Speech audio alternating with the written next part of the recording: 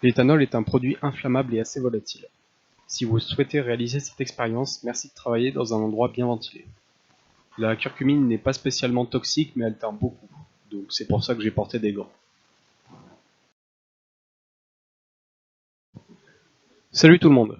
C'est vrai que ça fait un petit moment que j'ai pas posté, mais du coup je reviens avec une petite vidéo rapide, histoire de vous fournir un petit peu de contenu.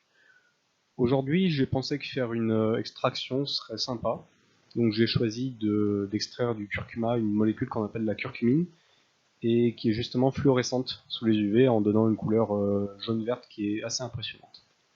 J'ai du coup pris un fond de gobelet rempli de curcuma, et nous allons utiliser une pièce de verrerie qui est assez impressionnante qu'on appelle un extracteur de Soxhlet. Dans cette pièce de verrerie, on a une entrée par laquelle les vapeurs montent. Ensuite, elles sont recondensées par un réfrigérant que j'installerai par-dessus, et elles retombent dans le contenant. Ici, on met le curcuma et le contenant va se remplir jusqu'à avoir le siphon qui se vide et qui fait retomber tout le solvant dans le contenant. Cette pièce de verrerie est assez utile parce qu'elle permet d'utiliser peu de solvant et de le réutiliser justement. Donc dans le cas de l'éthanol, c'est pas forcément obligatoire vu que c'est pas quelque chose qui coûte cher, mais avec d'autres solvants comme le chloroforme ou l'éther, ça peut être plus pratique. Donc comme dit plus tôt, comme solvant, j'ai tout simplement décidé d'utiliser de l'éthanol, vu que c'est un produit qui est facile à obtenir, qui n'est pas forcément trop dangereux et qui fonctionne bien pour extraire cette molécule. Vous pouvez facilement trouver en magasin, dans tout ce qui est rayon barbecue, etc. Ici, j'ai utilisé environ 100 ml d'éthanol, alors vous pouvez en mettre plus ou moins cette quantité, ça m'a paru à peu près correct pour la quantité qu'on avait à extraire. Ensuite, ce que nous allons devoir faire, c'est mettre le curcuma à l'intérieur de notre extracteur. Alors ça se fait pas n'importe comment. Normalement, on pourrait placer un coton au fond en fait, de l'extracteur, mais ce que je préfère faire en général, c'est tout simplement prendre ce qu'on veut extraire et le mettre dans un morceau de papier que après on met à l'intérieur de l'extracteur. C'est en général plus facile à retirer et surtout à nettoyer, et ça permet aussi à l'air de passer plus facilement pour faire le siphon. Ce à quoi il faut faire attention justement, c'est qu'il y a un passage pour l'air, sinon le solvant aura du mal à se vider en fait. Et aussi, il faut faire attention à ce qu'il n'y ait pas de poussière ou de saleté qui viennent se mettre à l'intérieur du siphon parce que c'est extrêmement dur à nettoyer, comme vous pouvez vous en douter, et ça a de grandes chances de rester coincé et du coup de ne pas fonctionner correctement. Une fois qu'on a rempli notre extracteur, on peut le mettre au-dessus du montage et mettre un réfrigérant à boules par-dessus. Le réfrigérant à boules n'est pas forcément nécessaire, mais c'est juste que c'était l'un des seuls que j'avais qui était du bon rodage, et en plus c'est conseillé généralement pour faire des reflux. On commence à faire passer l'eau dedans et on peut faire chauffer l'éthanol. J'ai laissé le montage tourner pendant l'équivalent de 1 heure et quelques, alors vous pouvez tout à fait le laisser plus longtemps. Plus vous le laissez longtemps, plus l'extraction sera efficace. Vu que j'avais pas beaucoup de temps ce jour-là et que je voulais quand même sortir une vidéo, je l'ai pas laissé plus de temps, mais on peut partir du principe que dès que le solvant qui ressort de l'extracteur n'est plus jaune, c'est que vous avez extrait toute la curcumine du curcuma.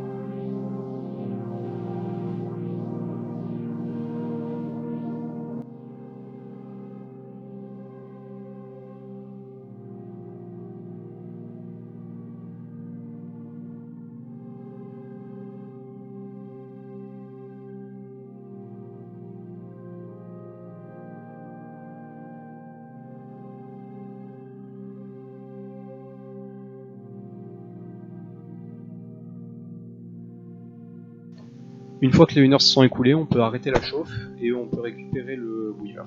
On filtre le mélange pour essayer d'enlever toutes les petites particules qui ont quand même pu passer à travers, parce que même en rajoutant un coton ou en entourant bien comme il faut votre solide à extraire, et bah ça arrive que ça passe quand même. Dans ce cas-là, en plus, j'avais dû bouger justement le solide parce que le siphon se faisait mal et du coup, ça en a fait passer un peu à travers. Une fois que la filtration à gravité est finie, on peut très bien remarquer que la curcumine réagit bien avec les UV et donne cette couleur jaune pétant qui lui est bien caractéristique. Voilà, c'était une petite vidéo, le temps de vous expliquer ce qu'est une extraction, un extracteur Soxhlet. Comme vous avez pu le remarquer, je pense j'ai changé de style de musique. Pour une fois, j'ai voulu essayer quelque chose d'autre et je trouve que ça va pas mal. Donc n'hésitez pas à me donner vos avis en commentaire aussi. Je remercie du coup Explosion and Fire qui m'a donné les liens pour ces musiques, qu'il a utilisé dans certaines vidéos. Je vous mets bien sûr les liens des musiques, les liens de sa chaîne en description, donc n'hésitez pas à aller check, ça lui fera toujours plaisir je pense. Comme d'habitude, je vais pas vous donner de date précise par rapport à la prochaine sortie de vidéo, parce que comme d'habitude je la respecterai pas, mais je vais essayer d'être le plus rapide possible et je verrai sur quel thème je décide de le faire.